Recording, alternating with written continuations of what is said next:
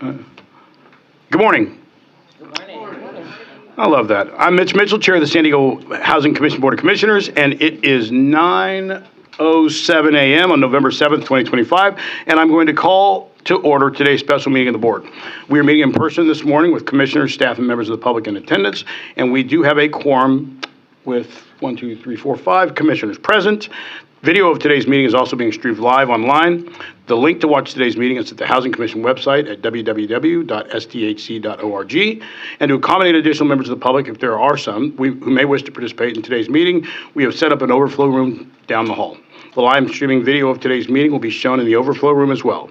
Speaker slips are available in the overflow room for members of the public who wish to provide comments to the board, and our staff will bring those speaker slips to me when they are submitted.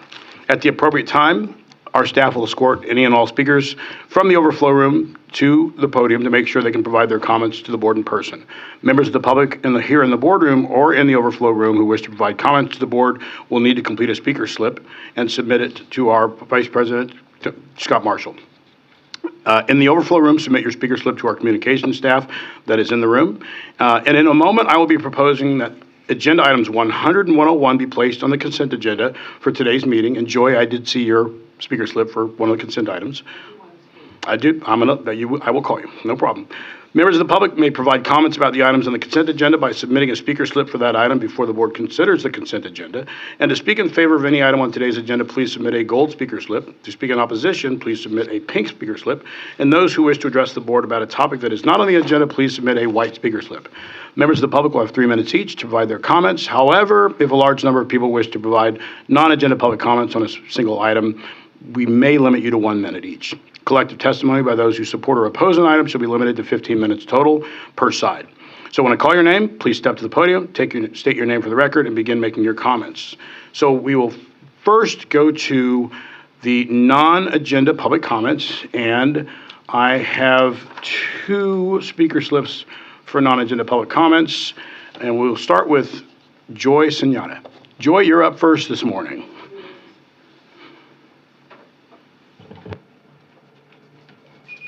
Thank you, Scott. Good morning, Joyce Senyata, District 3. I had to tweak my comments a little bit after talking to Mr. Wonderful. I've named him this morning Mr. Wonderful Scott Marshall, also known as Scott Marshall. So I'm going to kind of wing it, but I'll say mostly what I was going to say. So thank you to all of you, everybody in the world practically, for 2025, for all the work that everyone did. I appreciate it and value you and love your work so very much. It's so important. Now, for me, the gem this year is the San Diego Housing Commission Strategic Plan FY 2026-2030. I had to say that whole thing. And, as I received this morning, what I love, what really hit me is this back page, which says, we're about people. And you can't miss it. It's so bold, because it needs to be bold. And with that CEO Jones right there, the boldness is always present. So this is the gem for 2025 for me. So, and about the strategic plan, this is a comment here. It will help keep all of San Diego into the new year as a higher level of creativity. Thank you, Chair Mitchell. You're the one that taught me that about the budget. A higher level of creativity and resilience. Thank you, Lisa, for the word resilience. So have a great rest of 2025. I found out about some new meetings, yet I thought this was it, this meeting, but it's not. There's more. So I look forward to those additional special meetings. But in any case, have a great rest of 2025, and may your holidays be blessed and abundant. Love to all. Thank you. Thank you, Joy, for starting us out this morning. The next speaker slip that I have in front of me is Raquel Merrill. Or Merle.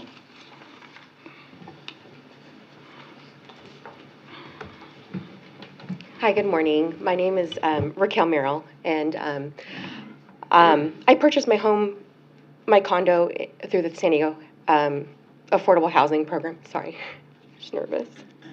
You're fine. And the reason I'm here today is because the San Diego Housing Commission is trying to take my home away. This is the home that I've lived in for 19 years, and I've raised my family in. This is not about falling behind in payments. I have made every mortgage payment on time. This is because the San Diego Housing Commission discovered that I was a flight attendant based in Seattle, and your investigator assumed that I moved there and turned my condo into a rental property. And this is just simply not true. I don't understand how any investigation can be considered complete when nobody attempted to contact me. You all have my phone number, my email, and of course you have my address. But nobody reached out to me. And had anybody at the San Diego Housing Commission reached out to me or simply called me, I would have explained that half the flight attendants commute to their designated base, and that means I leave my home in San Diego, I fly to Seattle, I take my trip, and then I come home when I can catch a flight back home. I want to be clear that my condo in San Diego has been my primary and permanent place and only place of residence. But the San Diego Housing Commission never did reach out to me as part of their investigation. Instead, they simply assumed that I was not occupying my condo and found me in default. The San Diego Housing Commission also focused that I previously had a roommate for about a year, citing, quote, borrowers shall also not rent or lease any part of their restricted unit at any time. This language is nowhere to be found in the deed of trust I signed almost 20 years ago.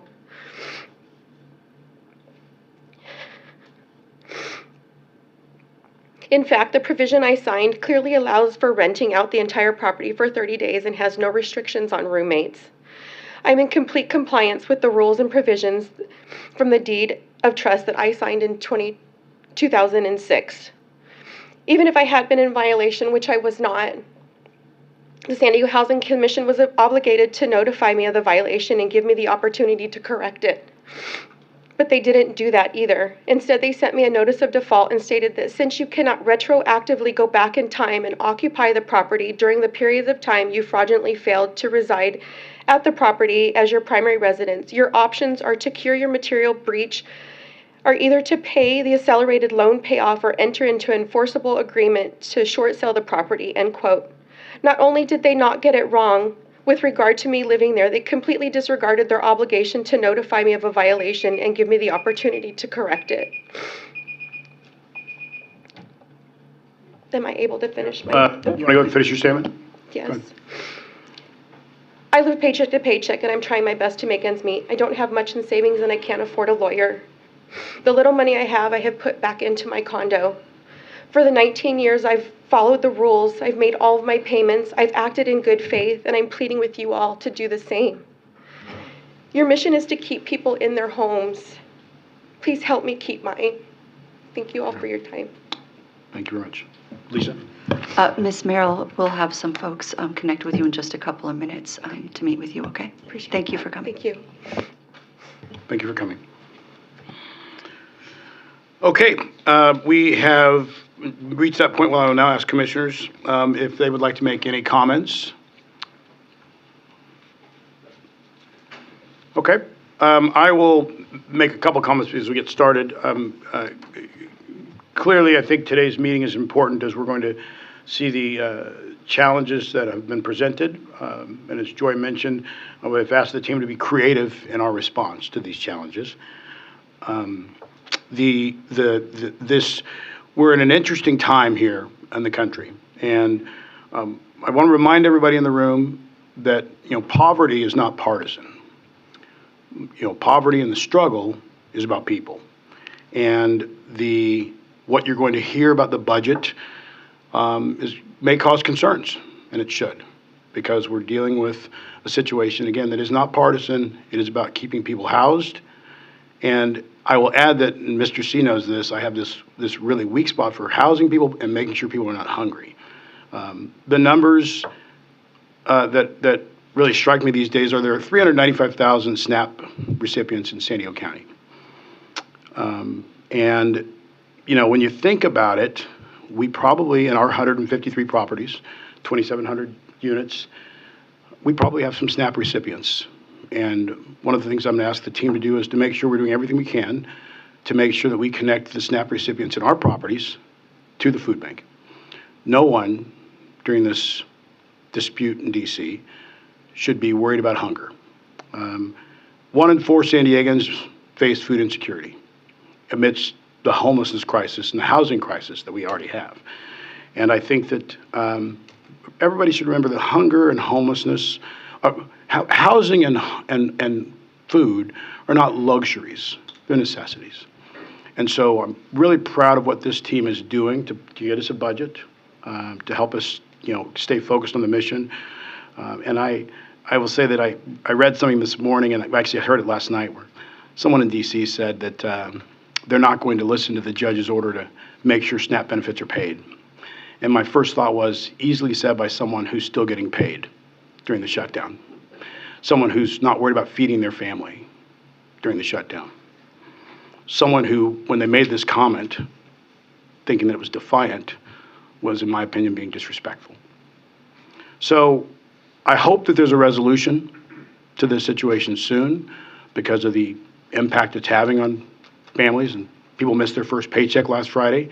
But the SNAP element is probably the most concerning because, again, it's food. It's food, it's food, it's food. And I'll end with this. Lisa and Casey have been wonderful. We have been meeting with the youth providers in the city.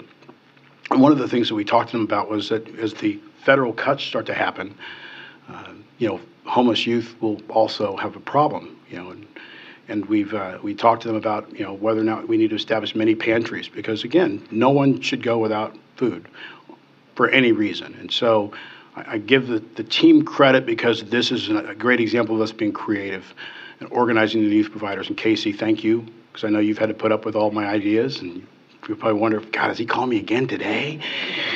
But we have a lot of work to do, and budget challenges aside, this is about people, nothing else. And so I want to say thank you to my fellow commissioners, because our job every day is to make sure that we're achieving the mission and remembering that the mission is about people. So with that, no further comments. We will move on with the meeting. Next up is our report from Lisa Jones, our President and CEO. So we're just going to keep it very short today. We did send out a newsletter yesterday that celebrated some groundbreakings that recently, it shouldn't be ground opening and, groundbreakings and grand openings. Okay, that's a tough one. That happened over the last few weeks since our last board meeting. Normally during this time, we do an update around the sort of budget, the government shutdown. We will briefly touch on the government shutdown. We anticipate, if it continues into December, we anticipate having rental assistance for December. That is what we are hearing from HUD. So that is remarkable, frankly, when you are at literally a third rental assistance payment across the country for nearly 3.5 million households, and of course in our program about 17,000 households that rely on that rental assistance every month. So we're happy to hear that that is likely going to be available. We were starting to hear from our contacts in DC that the shutdown looked like it was going to be coming to a close. We have heard today that that is less likely to be the case. There were some elections that happened. We are a nonpartisan agency. We don't lobby one way or another. We lobby for our agency, and we lobby on both sides of the aisle in DC. But there were some elections that happened last week where Democrats saw some really strong wins and some big margins. That has emboldened them to feel that they have the space to stand up for their policy initiatives around Affordable Care Act, things like that. So what we thought was probably going to be something that was resolving in the next week or so, as we've heard from our federal consultant, may actually go on longer as more robust negotiations happen, frankly, around programs that serve a lot of the folks that we serve, right? Chair Mitchell mentioned SNAPs. Obviously, Affordable Care Act is another big one. So we may see this go on a bit longer from what we're hearing. So we're feeling some comfort that it looks like December rental assistance payments will be available. We will talk more about the budget in general, regardless of shutdown, and challenges that we are navigating so that we can continue to serve and protect the people on our programs as we move into our moving to work informational item later today. Thank you. Thank you, Lisa. And I would ask that the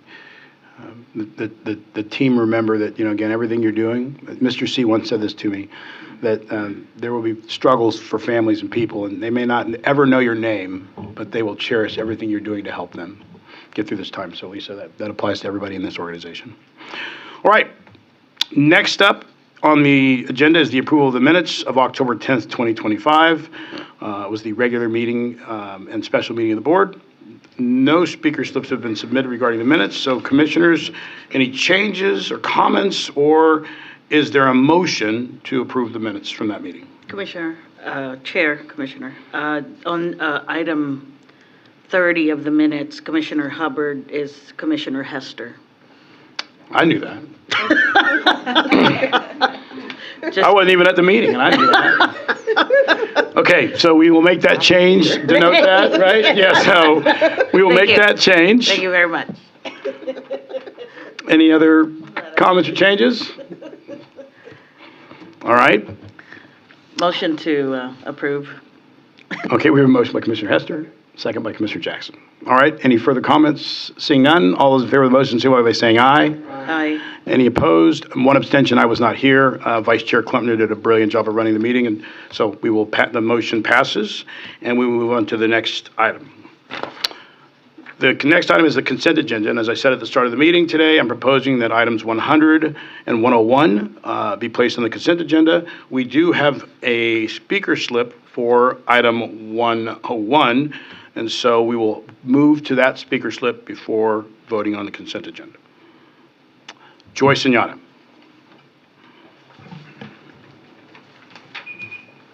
Thank you so much. Joyce Sunyata, District 3. This was important to me, and thank you for your time and your listening to it. So, yes, I do approve the revised resolution with a little concerns, but just my lack of understanding, I believe. So, HCD Home Key Plus program for the Starling Drive, grant funds up to $35 million. Now, here's where I had a glitch. Initially, acquisition and rehab, now existing housing. So you referred me to the strategic plan priority area 3, and you know I love the plan. But when I tried to connect the plan with this item, I struggled a little bit. And on the word acquisition is what causes that struggle. So I'm still not clear how we're doing on the acquisition process. And I'm just looking forward to my settling that confusion, and I'm not sure how to do it. But it's complicated, I know that. And I may never get there, but I still would like to get there. So I just wanted to be sure and tell you that I'm struggling with that. Okay. So add up to 81 units, 40 units for veterans experiencing homelessness. Yay. Happy with Home Key, CDBG, and the county for the resources. That's tremendous, that collaboration. Under the fiscal year considerations, this was another little glitch. And they're all pretty little. I wasn't clear on the resources and uses chart. I couldn't get the details to match the chart figures. That there was a balance on the chart. When I tried to implement the figures on the agreement and everything, it went up to 52, excuse me on this, about 52 million from 35 million. I just couldn't do it. And I didn't have time to read all those 100 and some pages, I think it is. But so, just bear with me as a public. I struggle with these things all the 18 years, and I'm still struggling and stumbling. So I love you for listening. So excellent to see in the executive summary the reference to the updated San Diego Housing Commission strategic plan. So thank you for listening, and sorry about taking up your time on this consent item, but love you. Thank you. Joy, you need never be sorry. We will make sure that we can try and get all the acquisition elements figured out. Lisa or Jeff will figure out how to do that, but appreciate your comments. And again, hats off to the team for once again. People have to realize that City of San Diego and the county have become a great partnership on Home Key, and we continue to add to our Home Key acquisitions and providing housing for people in need of housing. So, all right, that concludes the public comments on the consent agenda, and we have a motion by Commissioner Cushman. You sure? Okay, Commissioner Hubbard is a second. Any further comments? Seeing none, all those in favor of the motion, signify by saying aye. Any opposed? Any abstentions? The motion carries unanimously. Next up, we will move to item 102, and this is regarding the Jewish Family Services agreement to operate a safe parking program. We will take public comments after the staff presentation. Senior Vice President of Housing and Homeless Innovations, and Casey Snell. You know what, Casey? I forgot something, because Commissioner Klumpner, Vice Chair, is not here, and I cannot move on until you have provided the information. I will say he's watching. He is watching. He did tell me he was watching. And he didn't even tell me to say this. I just felt a disturbance as you were sitting down that you had not been at the mic presenting the information that we value. We can do a little detour. Okay, let's detour. All right. So in October, the coordinated shelter intake program, I'm here to provide an update on our coordinated shelter intake program activity for the month of October and year to date. So in October, CSIP received 2,940 referrals and completed 206 for a 7% completion rate. 33% of the referrals were not completed due to not having a male top bunk. 18% were not completed due to having no bottom bunk for males. And then 15% were not completed due to no female bottom bunks. For fiscal year to date, so July through October, we've already received 9,871 referrals and completed 1,037 for an 11% completion rate. Similar to the month of October, 33% were not completed due to no male bunk. It was tied for second with 13% of referrals not completed due to no male bottom bunk, and another 13% for no female bottom bunk. But fourth place, which was just 12%, a 1% difference, was due to no family beds, and that equaled 1,052 requests in the last 3 months. So we're seeing some new trends this year that I just want to point out. From July to August, referrals increased by 15%.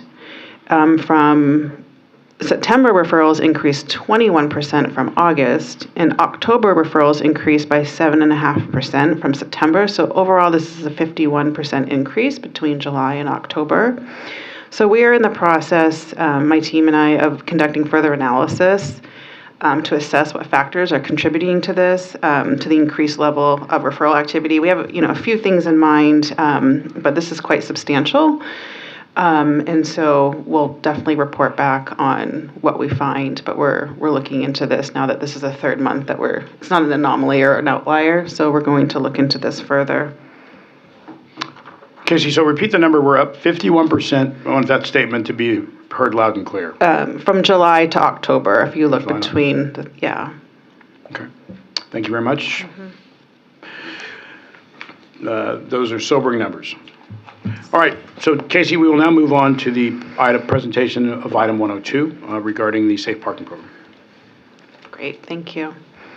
So in October 2017, the city first introduced the Safe Parking Program as a new city-funded initiative to help address homelessness in our community. By June 2019, the program had expanded to include three locations at Balboa, Arrow, and Mission Valley, providing safe overnight parking for individuals and families living in their vehicles.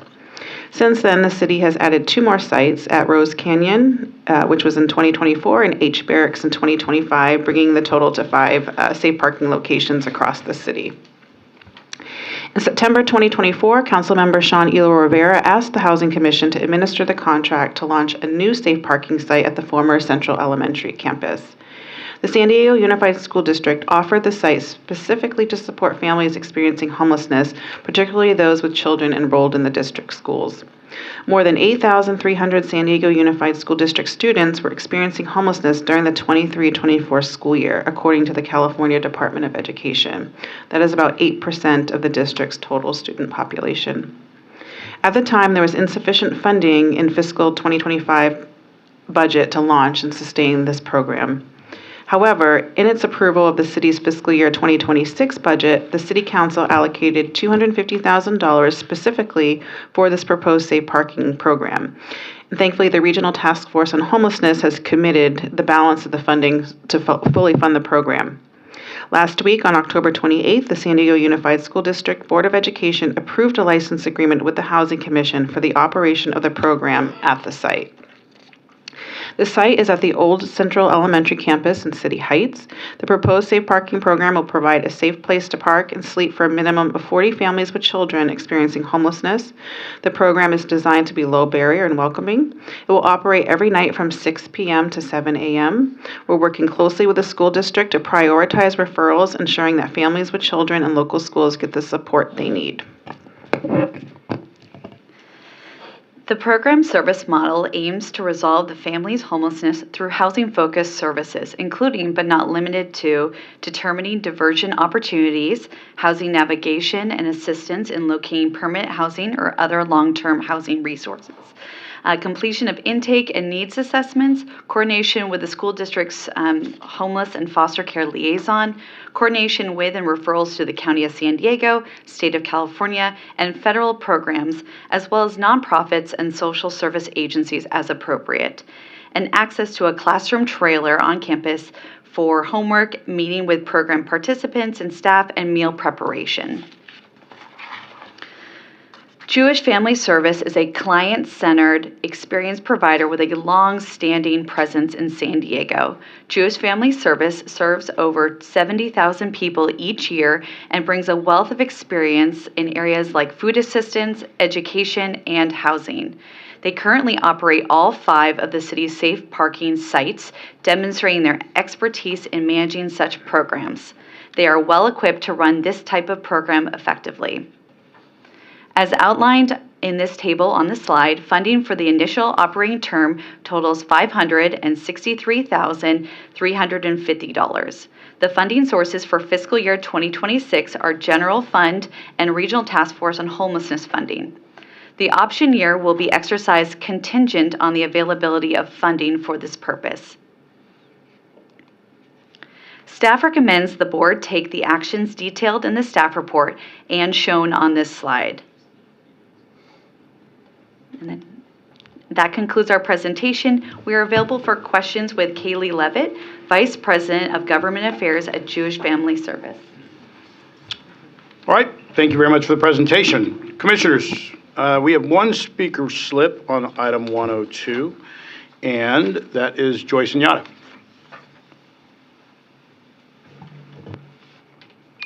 Thank you so much, Joyce Inyata, District 3.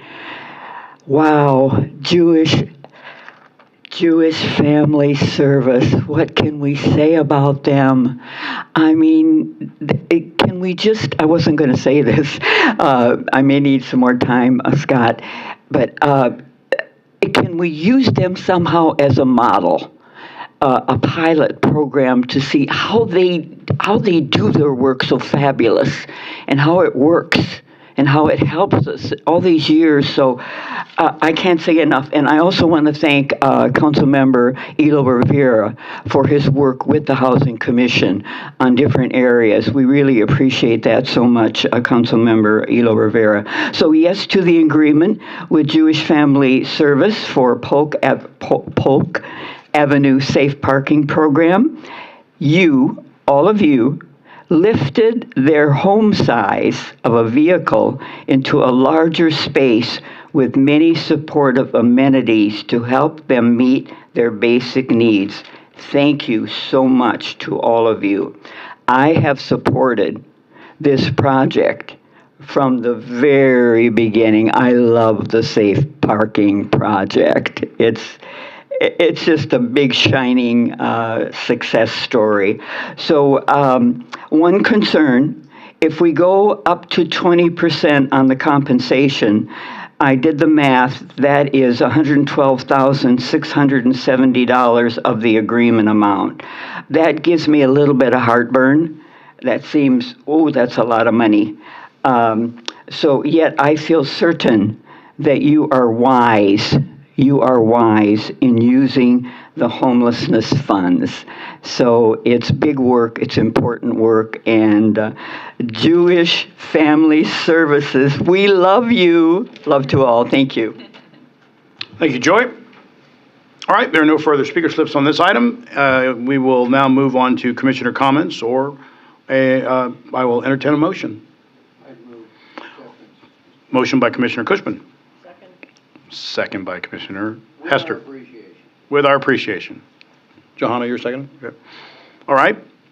Any further comments? Seeing none, all those in favor of the motion, signify by saying aye. Aye. Any opposed? And no abstentions. The motion carries unanimously. Thank you very much for actually taking this long-discussed topic and moving it forward. All right, next up on the agenda is item 103, and this is regarding the budget amendment to accept and expend City of San Diego Neighborhood Enhancement Fee Funds to the Affordable Housing Preservation Fund. And we will take public comments after the staff presentation. The Vice President of Real Estate, Colin Miller, and Vice President of Land Use and Preservation, Wendy DeWitt. Wendy, I'm surprised you're sitting here. I mean, you got a lot of preservation work to do, but okay. All right. Please begin when you're ready. Good morning, Commissioners. This item requests that the Board recommend amending the Housing Commission's fiscal year 2026 budget to accept and expend approximately $5.9 million in City of San Diego Neighborhood Enhancement Fee Funds that will be transferred from the City to the Commission to be deposited into the Commission's Affordable Housing Preservation Fund to acquire and preserve affordable housing.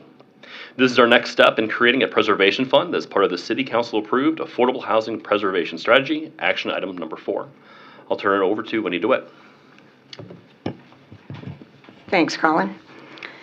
On April 10, at the request of Council President Pro Tem Kent Lee, Chair of the Land Use and Housing Committee, staff presented an informational report about the potential for the creation of an Affordable Housing Preservation Fund, along with options for its implementation. The committee asked us to return with recommendations and fund models going forward. On September 4, 2025, staff returned to LUNH with a range of preservation strategies to create and implement an Affordable Housing Preservation Fund.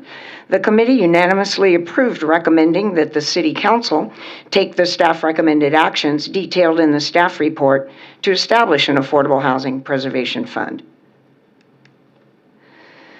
An amendment to the Commission's FY 2026 budget is needed to authorize the Commission to accept and expend $5,913,554 in City Neighborhood Enhancement Funds to establish an Affordable Housing Preservation Fund.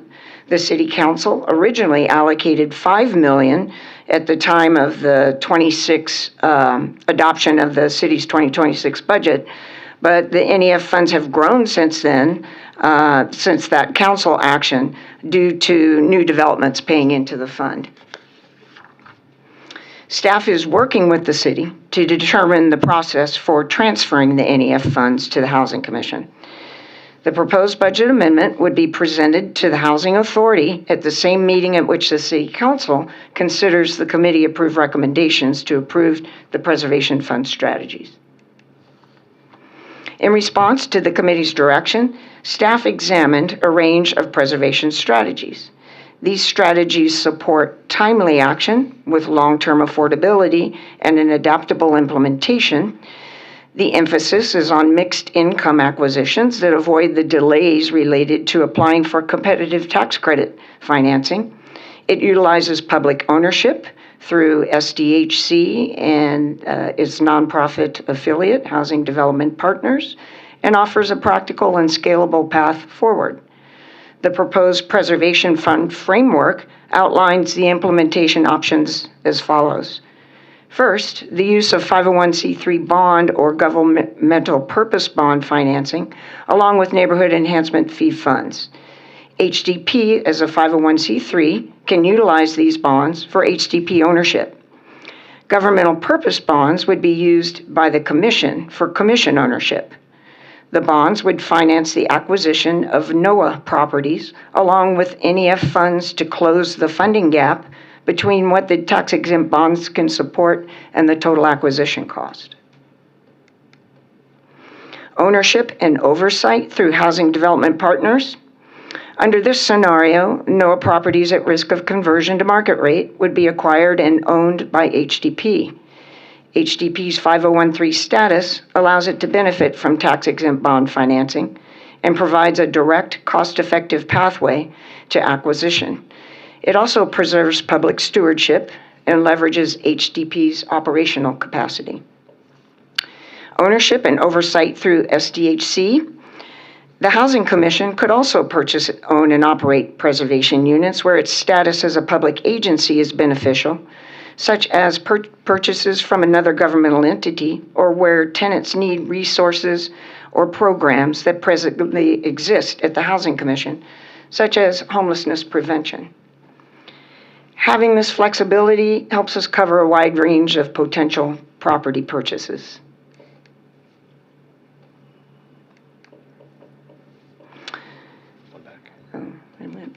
There we go. Target high opportunity NOAA properties. Initial efforts would focus on stable, revenue-generating multifamily properties in high opportunity areas that do not yet require major rehabilitation. This enables a faster delivery of affordable units, generates income that can be reinvested in future acquisitions, and builds a track record of success for the fund. Leveraging additional capital from strategic partners. The proposed model is designed to deliver measurable outcomes in the near term and demonstrate tangible results that can be leveraged to attract long-term investment.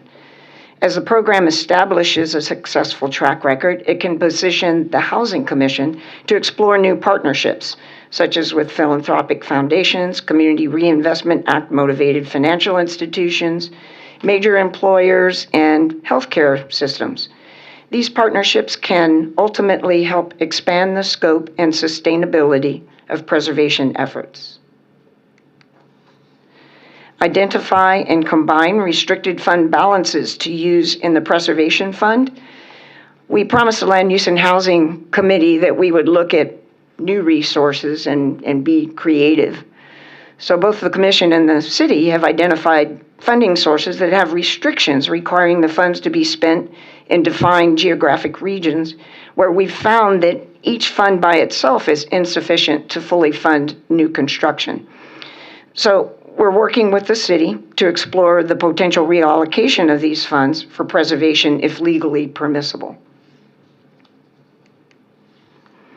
And then lastly, maintain flexibility for expansion of preservation activities to fulfill the City Council approved preservation strategy.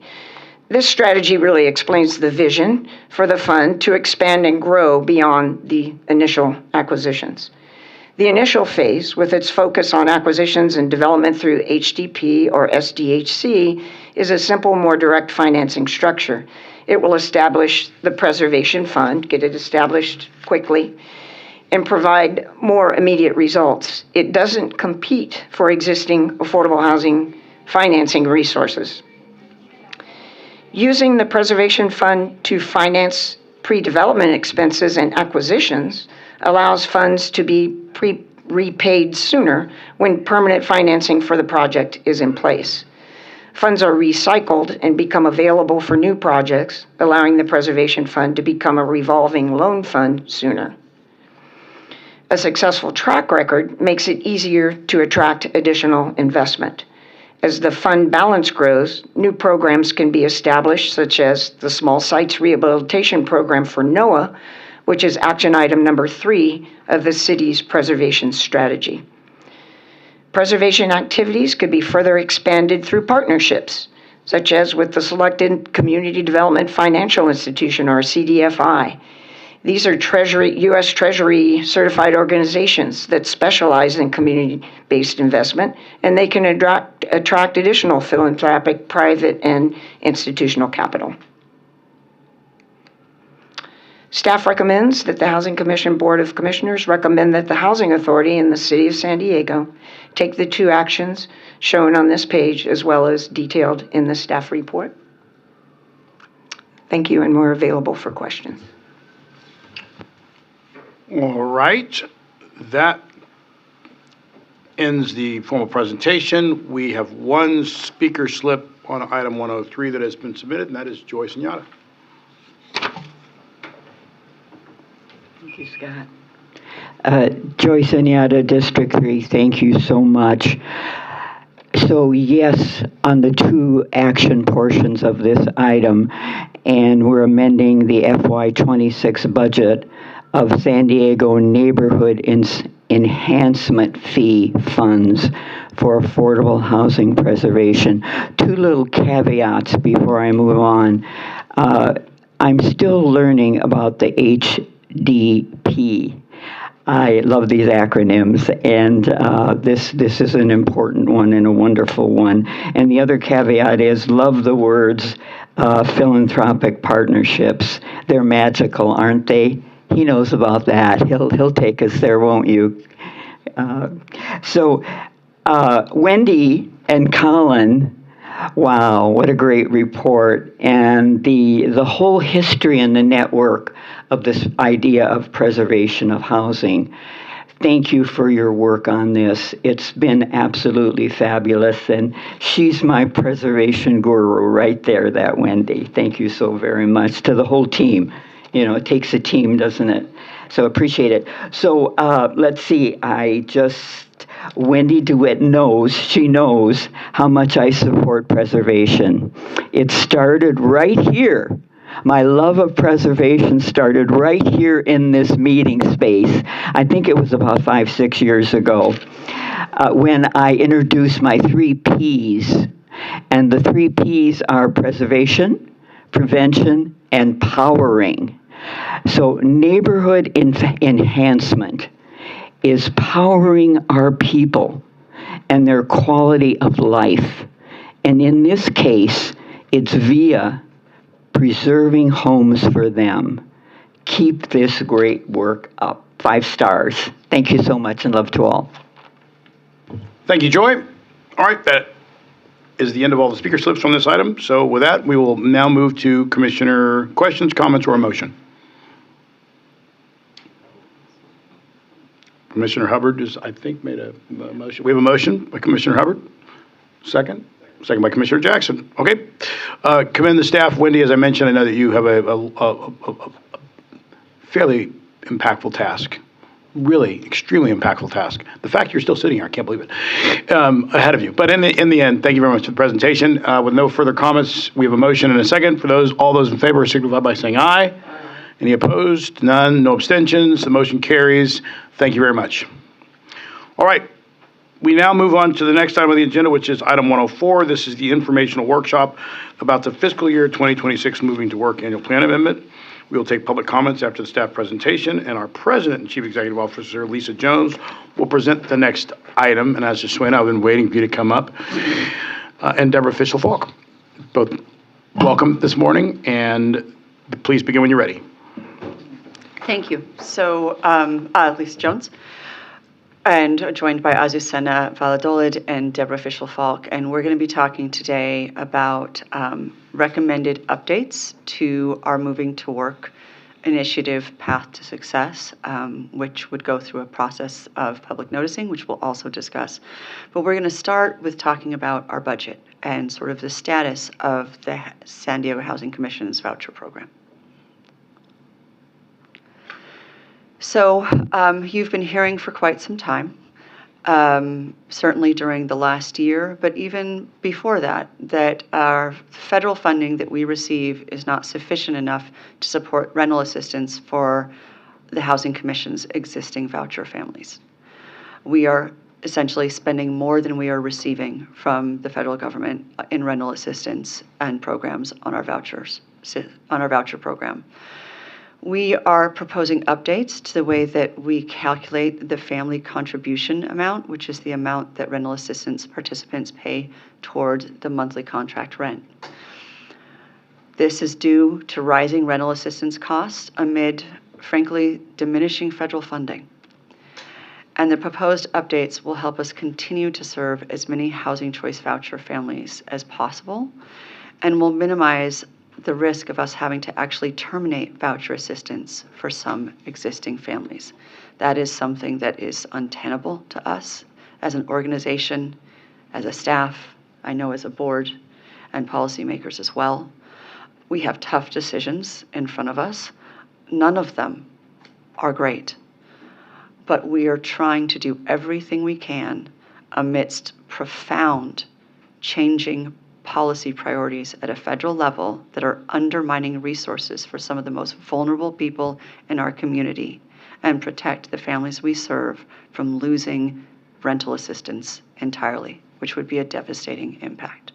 So we know that these are hard choices. We know that this is not an easy decision to walk through. We're going to explain to our staff and our public here today why these changes are necessary, and talk about how we support our families through this process and walk together with our community to make sure that nobody loses assistance. So what we already know and have discussed briefly is that the federal government is still shut down. We were able to pay October rental assistance and we were able to pay November rental assistance. We anticipate being able to pay December rental assistance if HUD continues on the path where they are saying that they currently believe they can commit that. But the reality is at some point, this government shutdown is going to end and we are going to open up. The government shutdown is not what is impacting our ability to fully fund our voucher program. That is an issue regardless of the government shutdown. What we are hearing from appropriators and lawmakers in DC and our contacts in DC is that the proposed Senate budget that came out earlier this fall, late summer, for the transportation, housing, and urban development appropriations is what any likely final negotiations and budget will be built on. The challenges with that is that in the proposed Senate budget, there are already cuts to our public housing operating fund, cuts to community development block grant programming, and the funding for housing choice vouchers is below full funding levels. It will not cover costs of supporting existing families. It does not account for inflation and rent increases, and depending on which industry expert you talk to, also includes a percentage cut. The challenge is that we have been in a continuing resolution for quite some time. It is built on the last formal budget that was approved in March of 2024. Formal budgets are generally built on data from the previous year. So when we think about how our rental market in this community is robust, it tends to stay strong. We may see some flattening from time to time, but then we will see increases in other areas of the city. The funding that we anticipate and are projecting we are going to receive once we have a final budget from the federal government will not take into account inflation over the last year or forward or more, and it will probably be less than what would be considered fully funding before that inflation. And that is what we are preparing for and trying to plan to so that we do not have to take either drastic or quick action. We are trying to be thoughtful, we're trying to plan forward so that we can remain stable and continue to show up for the families that we serve.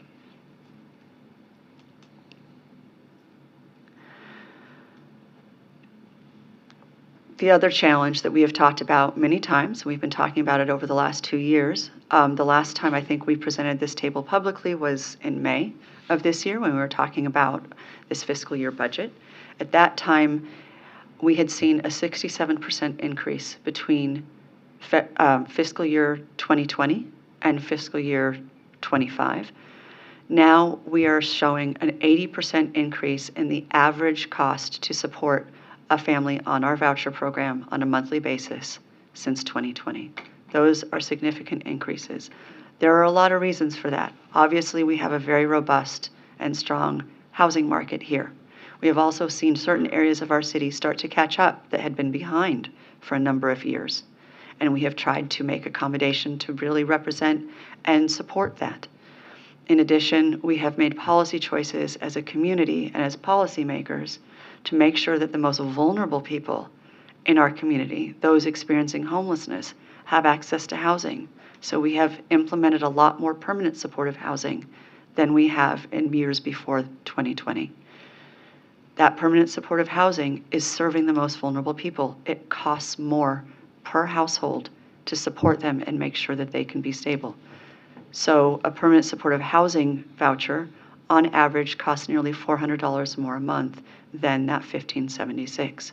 We have brought new housing product, quality new housing into our community so our voucher holders have places they know they can access through our project-based voucher program. Those project-based vouchers, because they are brand new housing stock and they add to the housing that is available throughout our city, also cost more, about $300 a month more per household than that $1,576. These are policy choices that make a difference. They add housing to the community, so they increase our stock, taking pressure off of the private market, and they serve some of our most vulnerable people.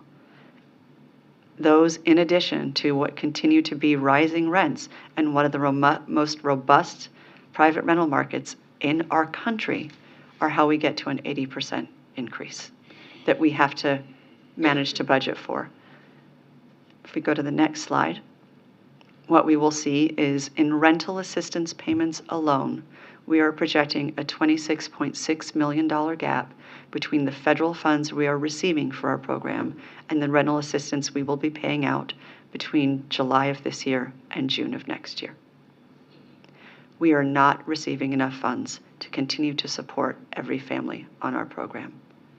At minimum, what that equates to is approximately 1,700 households, which is about 6,000 people when you think of the average per household size, that would potentially lose their rental assistance if we don't take some action, and our choices are limited. Before we talk about what our budget looks like, and we want to walk through our board and our public, we want to walk through those numbers. We also want to talk about other things that we're doing across our agency to really mitigate cost. The Housing Choice Voucher Program, all in all, when you think of all 17,000 vouchers, represents anywhere between 50 to 60% of the Housing Commission's budget on an annual basis, the largest single component of our budget. The reality is, as goes the Housing Commission budget, the voucher budget, so goes the Housing Commission's budget, because that funding impacts everything we do. It supports all areas. It supports the building we're in. It supports our finance department, our HR department, our procurement department. It is the cornerstone that holds up and supports the Housing Commission, along with the other funding that we are able to bring in and access. When there is not enough funding to support rental assistance for the folks we serve, or support the staff that are running our main program, we have to look everywhere to reduce costs. So we have been very tirelessly working towards cost mitigation and revenue generation strategies. We have been going through an ongoing analysis that has and will result in reductions in SDHC staff, including leadership positions. Multiple leadership positions have been left vacant through attrition, going all the way back to the last 2 years. In just the last 3 months, 10 additional, since July, since our budget was approved, 10 additional positions that became vacant will not be filled. Other positions that have not been filled after becoming vacant, other positions have also not been filled after becoming vacant prior to this fiscal year. Really starting in January of this year through June, we made some reductions through attrition.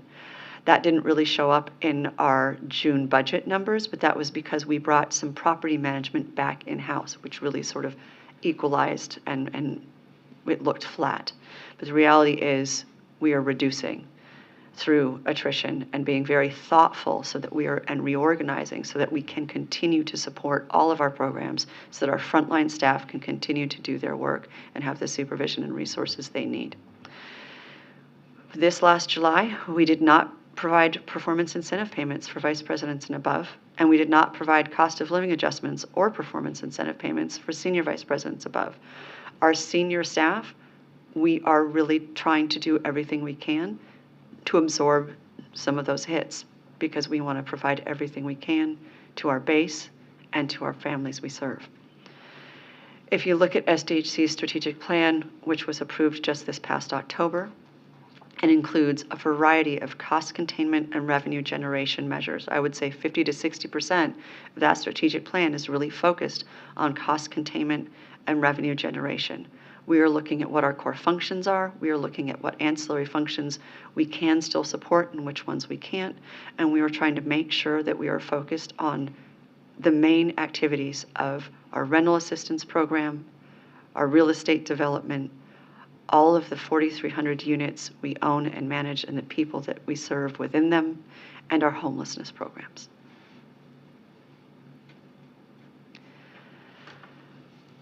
This is what we project our budget to look like based on all of the information that we have gathered from industry professionals, from conversations with appropriators in DC, from how our rent increases and our voucher program is trending. This is the budget projection for San Diego Housing Commission's largest voucher program, which is our Moving to Work voucher program. If we start on the left, we see sources and uses, which is basically the revenue coming in from HUD through the federal government and the expenses to support the program. In 2026, we have total revenue of $274 million is what we are projecting. In uses, basically expenses to run the program, we mentioned the rental assistance program funds alone are $26.6 million over budget based on what we're receiving. We are expending about $280 million, but we also have other Moving to Work programs that we run through our Moving to Work voucher program. And we also have the staff and administrative costs to run that program. All in, our total operating expenses, we are projecting to be $309 million in fiscal year 26. Which means we are spending $35.5 million more than we are going to receive. That obviously is not sustainable. In this fiscal year, we have come into this year, fortunately, with about $53 million in federal voucher reserves so that we can offset that $35.5 million. We will be able to continue to maintain assistance, continue to do everything we're doing in our voucher program this fiscal year. And we are very glad to be able to do that. That leaves us with about $17.8 million in voucher reserves as we go into fiscal year 27. The challenge is that we are projecting we will expend about $29 million more than we will receive from HUD, which would leave us with a $12 million gap.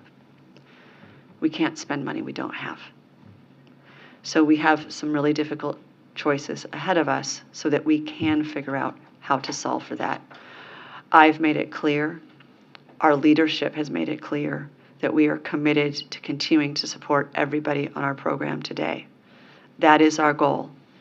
It is an unfortunate reality that we have over 76,000 households on our voucher program waiting list that we will not be able to serve in the coming years.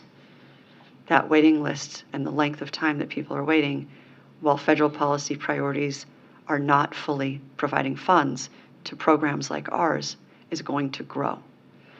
And the reality is, regardless of how these decisions are made and why the decisions are made at a federal level when you do not fully fund programs like ours, programs like SNAPs, other programs, and account for inflation, these programs shrink in size, and the number of people we are able to serve when needs are growing continue to shrink.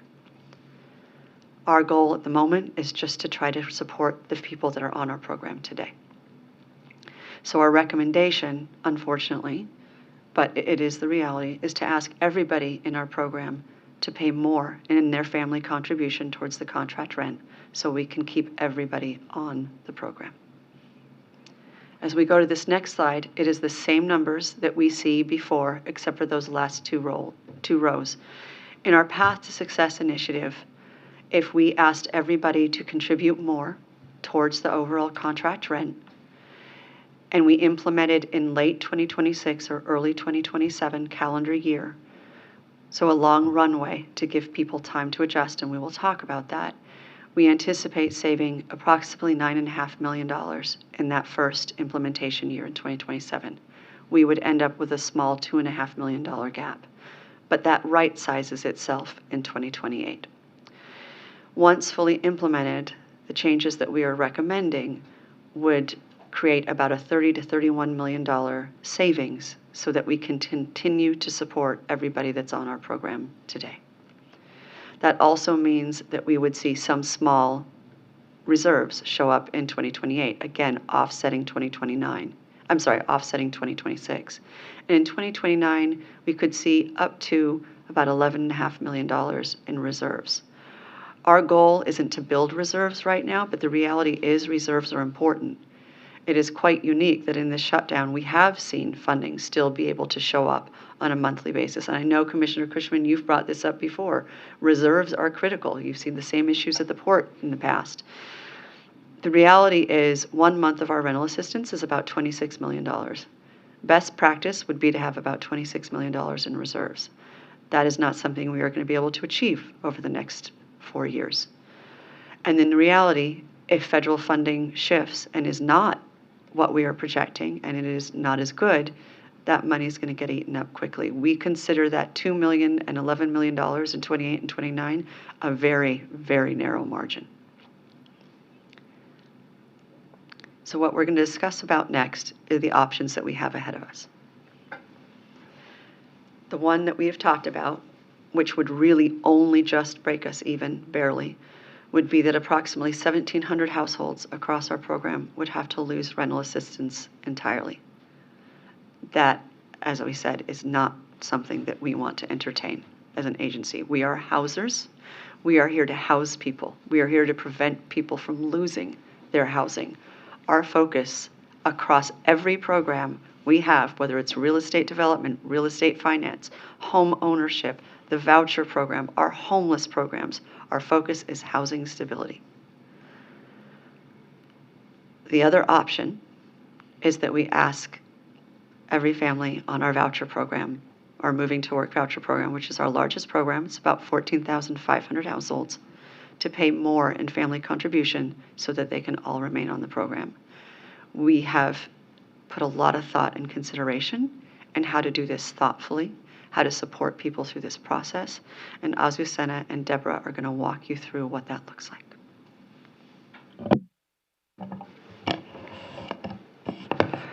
Good morning.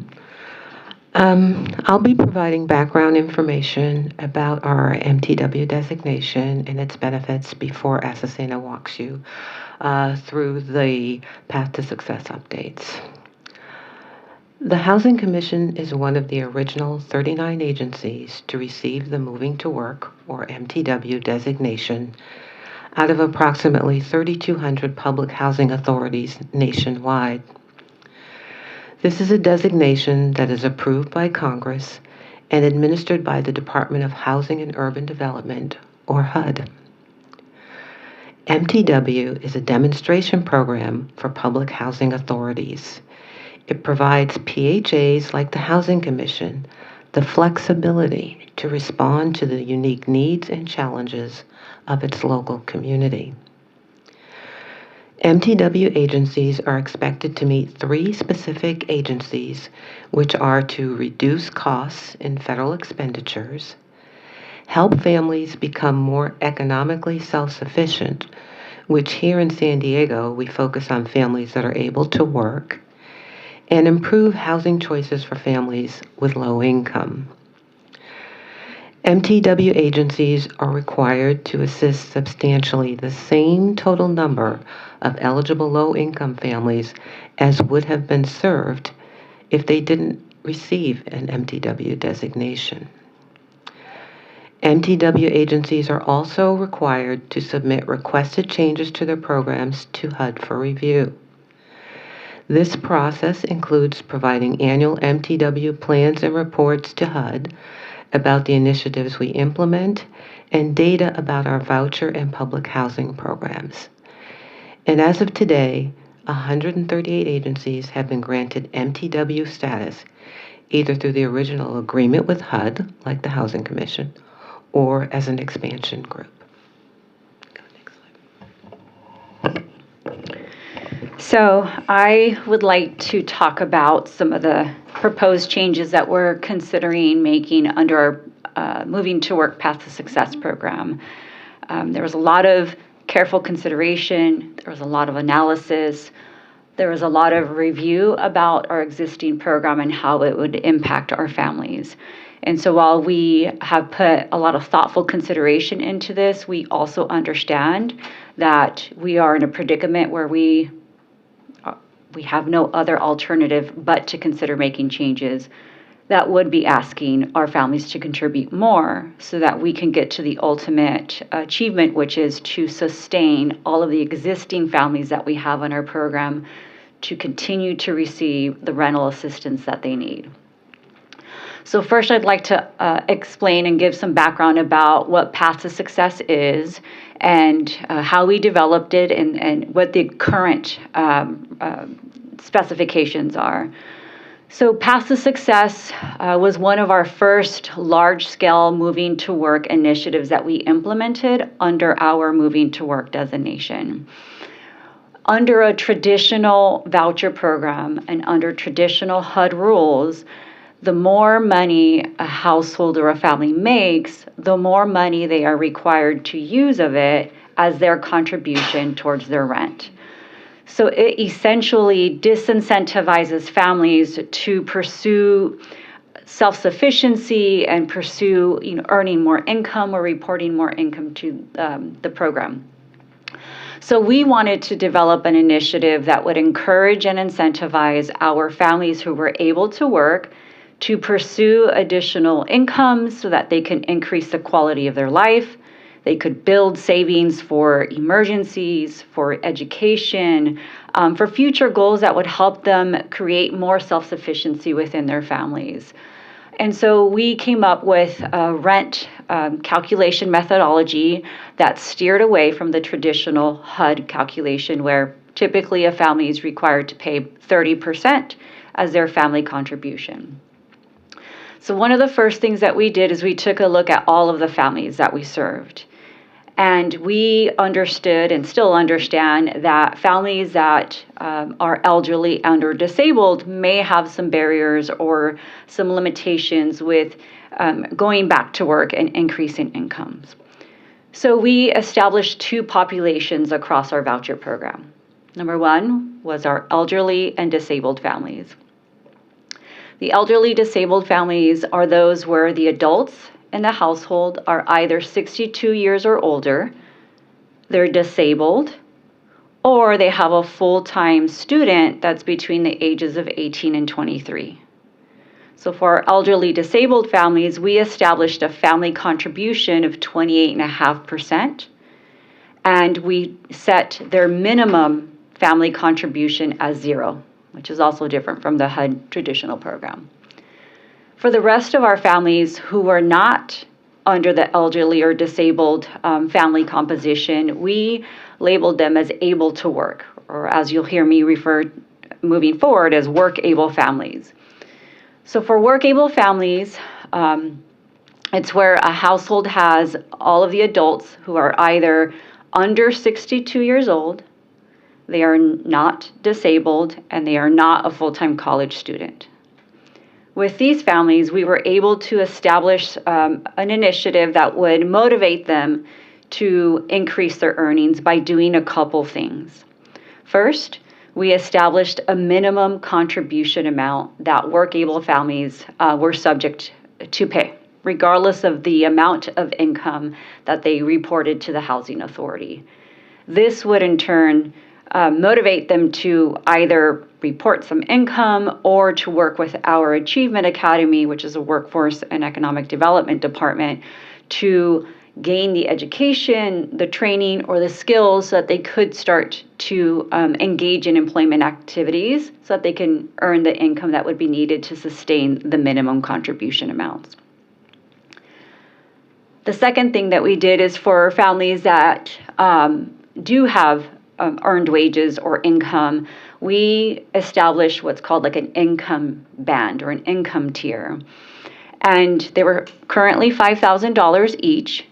And the way that it incentivizes a family to earn or report more income is that we use the lower end of the income tier to calculate the family's contribution.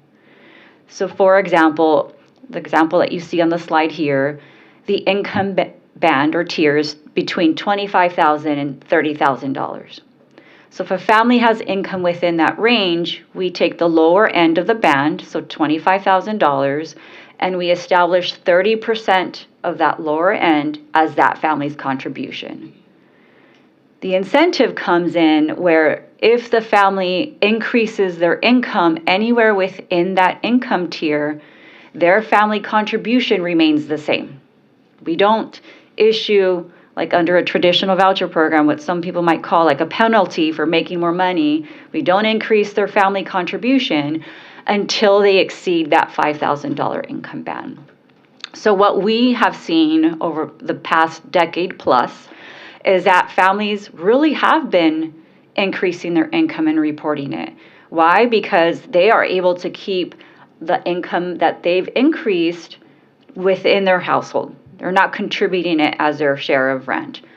And to give it an example of how this initiative has been successful, when we implemented Path to Success in 2013, the average annual income for our work-able families was just over $18,000 per year. Now it is over $37,000 per year. So there's been more than a 100% increase in the income that our work-able families have been reporting. So we are very proud of that. I think it definitely increased self-sufficiency amongst families. But now we're in a position where we have to reconsider this. And one of the reasons for that is as a family increases their earnings within that income band, they tend to pay less than 30%.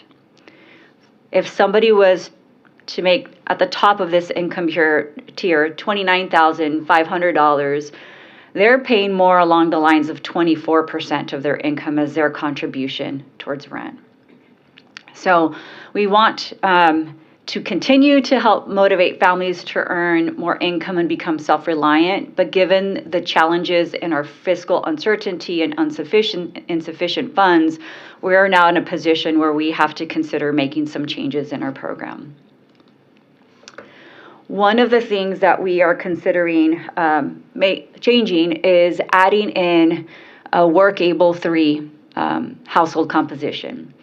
So under our current work-able and Path to Success program, we established minimum contribution amounts for families that have 1 adult in the household that's considered work-able, and we have a classification of families that have 2 or more adults in their household, and each has its set of minimum contribution amounts.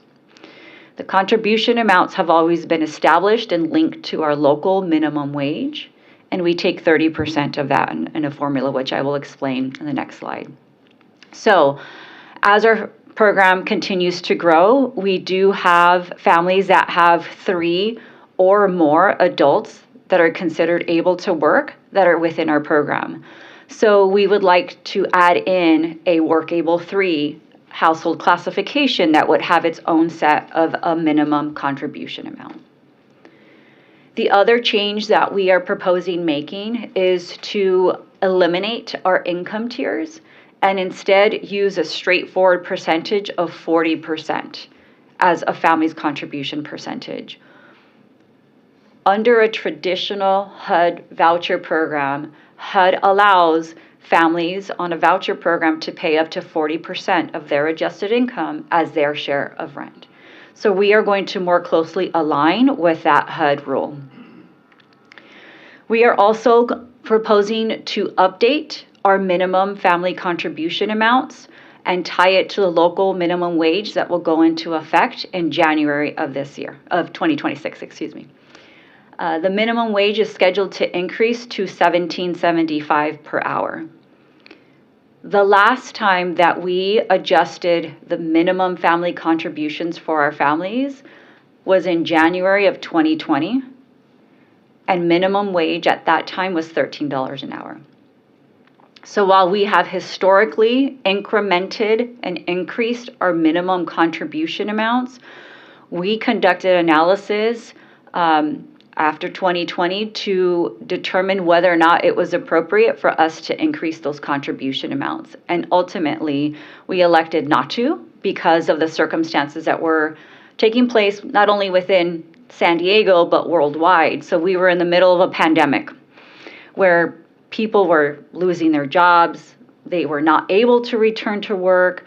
Their hours were being cut. They had medical issues, medical bills. So it was not an environment and a time where we felt that it was appropriate for us to incrementally increase the minimum contributions. But considering the circumstances and the challenges that we're facing, and considering the new minimum wage that's going to go into effect in January, it's something that we are now proposing that we institute. I'd also like to point out that within the city of San Diego, there has been an ordinance that was recently approved to increase the local minimum wage to $25 an hour over the next several years for people working in the hospitality industry. And the state minimum wage for people working in the fast food industry is $20 an hour. So this truly is the local minimum wage for the city of San Diego. So I'd like to walk through our proposed minimum contribution amounts that would be applied to our work-able families only. The minimum contribution amounts have always been tied to our local minimum wage. And assuming that for every adult that's within a work-able category that we have established, that they would work part-time at that minimum wage and contribute 30% of that wage as their minimum amount towards their share, their family contribution. So for our households that have one work-able adult, we are proposing a minimum contribution of $580, which is that one person, we are assuming that one person would work 25 hours a week at the $17.75 and contribute 30% of that income as their share towards the rent. That same methodology is duplicated, so for a work-able 2 household, we would assume that 2 of the adults would work part-time at 25 hours a week at the local minimum wage and contribute 30% of those earnings as their contribution amount, and the same is replicated for families with 3 or more adults in their household. So for the work-able 3, let's stop there. So if we do have households that have 3, 4, 5 adults in the household, this would consider that 3 of them would work at minimum the 25 hours a week. Our elderly disabled families would see an increase to 32% of their adjusted income as their family contribution amount, up from 28.5%. And we would not establish a minimum contribution amount for them, considering, again, they may have more challenges with retaining some type of employment. We spent a great deal of time looking at how these changes would impact our families to really get to the heart of how do we best support our families on a way to try to achieve and support the changes when they're applied. So we'd like to be very transparent and show you how the changes that we're proposing would be reflective in our moving to work families' share of their contribution amounts. So this slide here represents how our elderly disabled families would be impacted if we were to increase their contribution percentage to 32%. As you see here, we have about 9,300 families on our Moving to Work program that we would consider to be elderly or disabled households. About 8,700 of them would see an increase in their family contribution amount of up to $99. You also see a number of families who would see an increase in amounts that are greater than that. The amounts that you see here are relevant and tied to the amount of income that's reported by the family within their household. So we do have families that are still employed, fully employed. They have multiple sources of income, whether it's VA disability, it's pension, retirement, so forth and so on. So the increases are subject to the amount of income that's reported by the families here. Next, the impact to our work-able households. So we would have about 4,950 of our moving to work families that would be categorized as able to work. About 1,900 of them would be subject to paying a minimum family contribution. And here we've listed the number of work-able adults that they would have in their household, so work-able 1, 2, and 3. We also show here the number of families, which is about 3,000 families under the work-able classification that would be subject to paying the 40% of their income as their family contribution. And these tables represent the dollar amounts of increases that each set of these families would see within their households.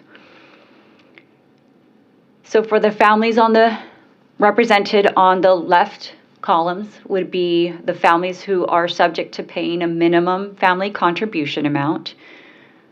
You do see some noteworthy and some impactful increases within their households as far as their family contribution increasing. One of the things, the major thing that's really being impacted here is the addition of our work-able 3 category. So right now, if we have a family who has 3 or 4 adults who are living within the household, they are subject to paying a minimum contribution amount that's established based on 2 adults working part-time.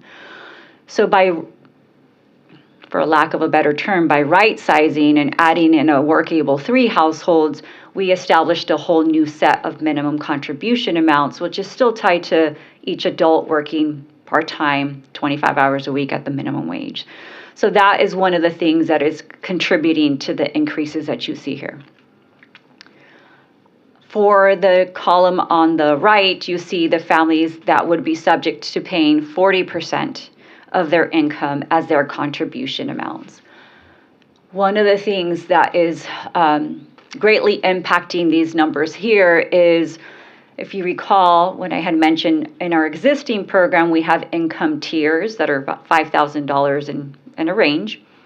Families that are at the top end of that tier are paying as little as 24% of their income as their share of rent. So they would be going from a 24% to a 40% threshold. So that the delta between that is what you see is reflective here as far as the changes.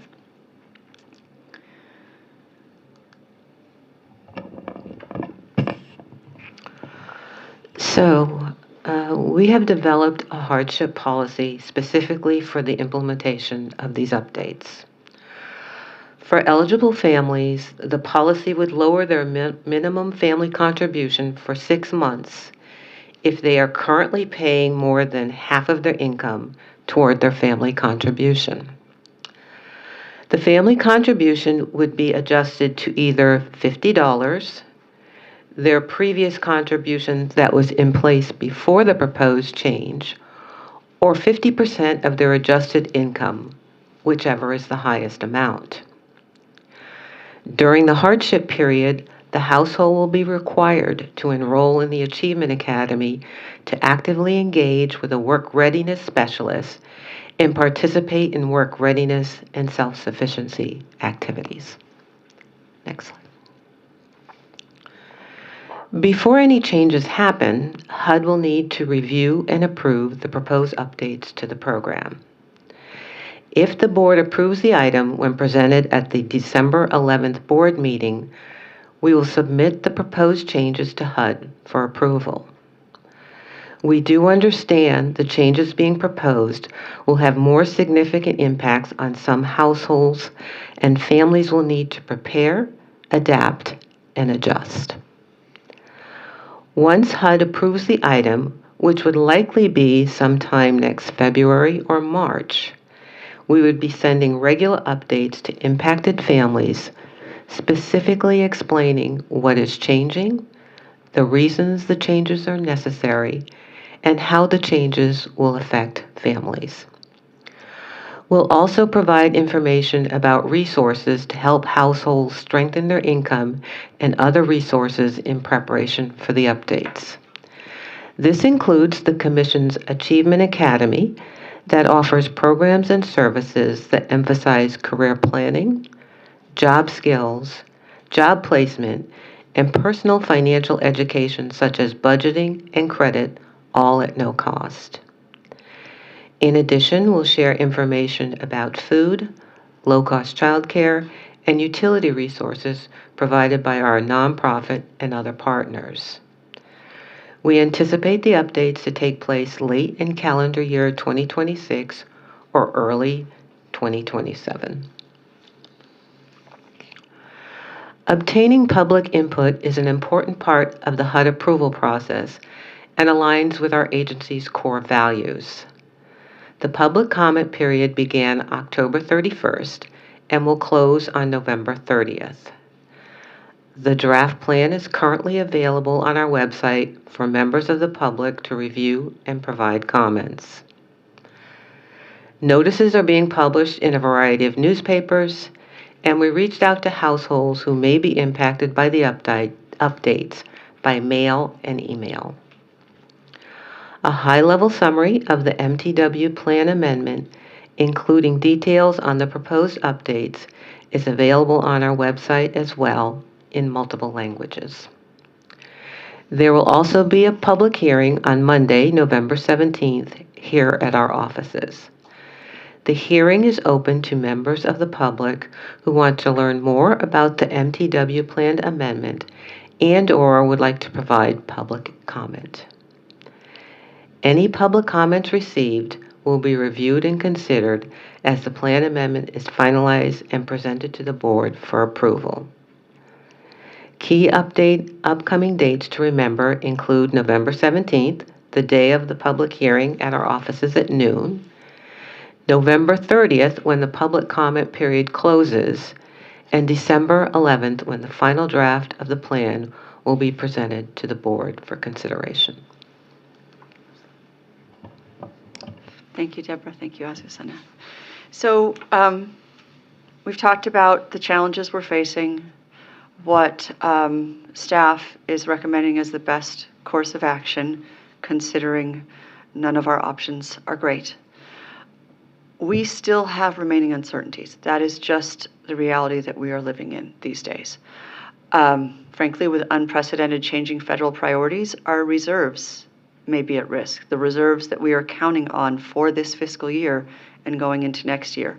We think that that is a slim risk. As a moving to work agency, truly moving to work is a powerful tool. It, I think, Deborah, you said, it allows us to meet the unique needs, but also the challenges that present in our local community. And it's our moving to work flexibility that is actually giving us the option of asking everyone to pay more, as opposed to having to end voucher assistance entirely. So that's good to remember. That moving to work designation also comes with an agreement that we have with HUD that looks different than other other public housing authorities. So we have some protection under that agreement. Frankly, it's my personal opinion that we will likely spend our reserves before HUD gets to us to take them away, and we do have some legal protection there. But it is a possibility. These are very unique times. Our federal funding that we receive and what we've projected may be less than what we've anticipated, and then we will have to look further at what options lie ahead of us. And the reality is we're likely to see ongoing federal budget uncertainty in the coming years.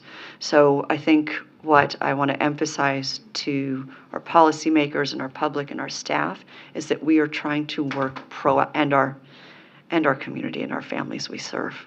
We are trying to work proactively so we do not have to make fast, knee-jerk, hugely impactful decisions at a later date.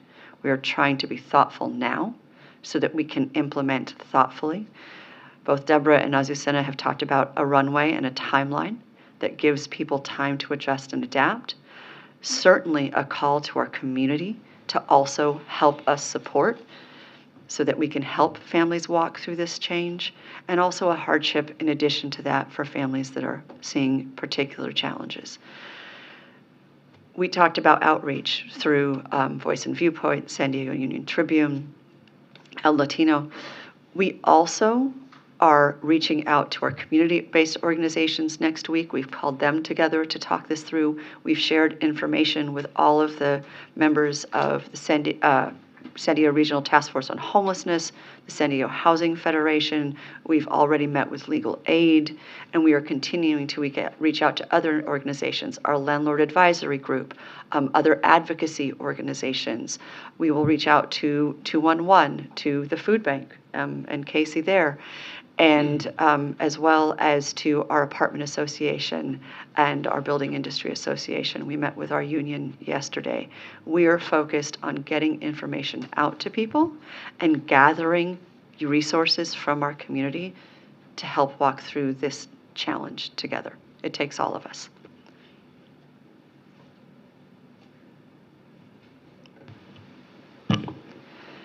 So in summary, when we do see a federal continuing resolution or budget approved, it is not going to provide the funding we need to continue to serve our existing families and to resolve the voucher funding deficit that we are experiencing today and we will continue to experience likely over the next several years. Approximately 1,700 families, which is nearly 6,000 individuals currently in our program, would lose rental assistance unless we're able to make other choices, and in this case, the updates to the Path to Success program, and if those are not implemented. And what we've talked about already, which is that our average housing assistance payments have increased 80% since fiscal year 2020, and our resources have not kept up with that. So the recommended updates to Path to Success will produce housing assistance payment savings that should enable us to continue to assist all of the rental assistance participants that are participating in our program today. And that concludes our presentation. This is a workshop, so we will bring this back to the board after public hearing and further public comment in December. All right. Thank you, Lisa, and thank you for the presentation. Obviously, a tough way to end a meeting, but as Lisa mentioned, this is a workshop. We felt it was very important that we be as transparent as possible with the San Diego community about the challenges that lie ahead. And as Lisa mentioned, I want to reiterate that the shutdown, when it's over, doesn't resolve the challenge that we have ahead of us. And so we are going to be creative and aggressive. Mr. C will remember when we were going through the 2008 financial crisis for the food bank, we created a program called Community Cares. And those are two important words. You know, we have a caring community, and we need to lean in to get us through this. And in our Community Cares project, we worked with several nonprofits because we're all trying to address the same situation, how you help people get through tough times. And the Community Cares program was a success. I think we have to have that same focus here, that we are going to partner with all the organizations that you heard. And we're going to get the word out about what's coming, and we're going to get through this together. I think that's the most important thing, is getting through this together, and it will be a challenge. But as I said at the beginning, poverty and the struggle is not partisan. This is about people and the people that we have to help. So, with that, there are no speaker slips that have been submitted on this issue. There's no motion required. Oh, Mr. C, I apologize. Commissioner Cushman. First of all, Mitch, there's no, because they finally get their act together in Washington, it doesn't mean this problem's going to go away. It isn't going to in housing. It's not going away in food either, as we know. I mean, food is going to continue to be a challenge. So, as a SWANA, the first question I have is, work able 62. Being one who is 22 years past that, I am work able and I'm still working. Why is it 62? Does the Fed say 62? 62 years old is the HUD definition of elderly, so we aligned with that definition. God, I'm really old then, am I? Jeepers creepers. And vibrant. That's why Mrs. C goes, you need to go do something. You got too much energy. Yeah, that's it. I got to find a job somewhere. Because it would certainly change our numbers if we could go to 70, as an example. Because there are a lot of 70-year-olds working today. But we don't have that opportunity, is that correct? We have to use 62? We use 62 to align with the HUD definition. I think the more you increase that threshold from 62 to 65 or 70, I think you're going to encounter more families that have more challenges, whether it's health challenges or the physical challenges to go back to work. So I think it's a good balance also when we're estimating who has the ability to work part-time, full-time, and has the resources to do that. So it's a good balance. Well, I guess what I was thinking was that for those who are truly work able, who are 70 years old, why are they not in a position to contribute more? That would certainly help us from a funding standpoint. I'm sure that's a ridiculous idea. Can you, okay, everything. So we do have families that are over 62 or disabled that are working. And there is, that we still will ask them to contribute 32% of their overall income, which so will we do. include that employment. So as Azucena mentioned, there were a few families in the elderly disabled table where we were showing the impact that we're paying between 200 to 300 or 300 to 350. That's because their income is higher, because those families oftentimes are also continuing to work. So if you have a 70-year-old work able who is working at a full-time job, and they are on the program, they will be asked to contribute 30%. 32%. 32%. Yes. Yep. Perfect. That helps. So the comment I'd make, Mr. Chairman, is that as long as I've been here, this is truly the most thoughtful resolution I can even imagine. When I was briefed on this program a few days ago, the easy thing would have been to just say, sorry, 1,700 people, we feel horrible, but there's no way out. We're just going to have to send 1,700 people a letter. Just like 400,000 people in this community got a letter saying their cards had zero balance for food on them this last couple of weeks. That would have been the easy answer. And so I really have to commend staff that you come up with a miraculous solution. Everybody's going to feel the pain, no question. It's not wonderful that they're going to have, folks are going to have to pay much more money in some cases. But isn't it better to let everybody feel a little pain than have a few people end up homeless on the street or wherever they end up? Because if they get 1,700 people get those letters involving 6,000 people, I don't know where do they go? I mean, they're homeless then. And now we've got a more expensive, bigger problem. Exactly. So if those 6,000 people end up on the street, we know what it costs to have a person on the street and what services and all that. Now we try to rehouse those people. I mean, it's just a horrible, vicious circle. So I think you've come up with a magnificent solution. And I don't know how you came up with it. A lot of midnight hours went into coming up with this one, I guarantee you, for all of you, because it really is thoughtful. Yeah. And I appreciate a lot of folks are going to come down in public meetings and not be very happy. Sure. But I don't know where else you go if you just let people, you know, go by the by and say, we're sorry. So congratulations to you. I think you've come up with a good solution. And I wish I could add to it, but I can't, so I just commend you. So thank you. Thank you, Commissioner Kuzma. I will just say this, that again, as we close this meeting, I mean, any comments from my other commissioners? As we close this meeting, you know, Deborah, as you mentioned, you know, we're going to look for ways to get through this. Mr. Cushman is correct. I mean, when I received this briefing, it was tough. It was tough, and luckily Ryan's not here, because it's tough. But you know, we will get through this, and I go back to the main component of this, as Mr. C just said, is we're going to do what we need to do to try and keep as many people housed as possible, and we're going to do everything we can to get as many people fed as possible. In case you can see, if you're listening, you're going to get a lot of phone calls from us. We have 2,607 units. I want every one of them to know that we are here to support them at 153 properties.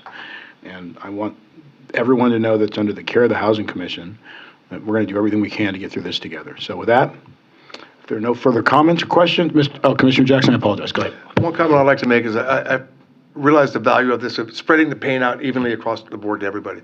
Rather than have 1,700 people or 6,000 residents be thrown out and be on the street, everybody pays a little bit more, and they'll keep their vouchers. So I'm for that. I agree. Okay, so with that, we're going to end this meeting. Obviously, we have a meeting coming up in December, and I want to, again, as I always say to the team here at the Housing Commission, you guys are doing a fantastic job that is vital every single day. So thank you very much.